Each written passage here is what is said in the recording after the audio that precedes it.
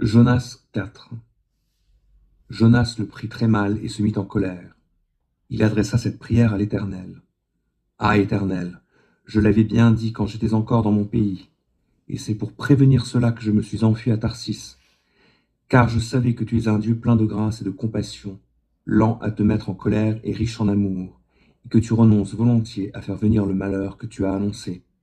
Maintenant, Éternel, prends-moi donc la vie, car la mort vaut mieux pour moi que la vie. L'Éternel lui répondit. Fais-tu bien de te mettre en colère? Jonas sortit de la ville et s'installa à l'est de la ville. Il se construisit là une cabane et s'assit dessous, à l'ombre, en attendant de voir ce qui se passerait dans la ville. L'Éternel Dieu fit pousser un ricin qui s'éleva plus haut que Jonas et lui donna de l'ombre sur la tête, afin de le détourner de sa mauvaise humeur. Et Jonas éprouva une grande joie à cause de ce ricin. Mais le lendemain, au lever du jour, Dieu fit venir un ver qui rongea le ricin, de sorte que le ricin se dessécha. Et lorsque le soleil se mit à briller, Dieu fit venir de l'est un vent brûlant, et le soleil tapa sur la tête de Jonas.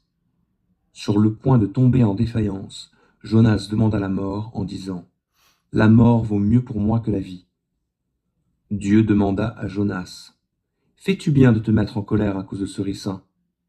Il répondit « Oui, je fais bien de me mettre en colère au point de désirer la mort. » Alors l'Éternel lui dit « Tu t'apitoies sur ce ricin qui ne t'a coûté aucune peine, que tu n'as pas fait pousser et qui est sorti de terre en l'espace d'une nuit et a péri la nuit suivante. Et tu voudrais que moi, je n'ai pas pitié de Ninive, de cette grande ville où vivent plus de 120 000 personnes qui ne savent pas distinguer le bien du mal, sans compter des animaux en grand nombre.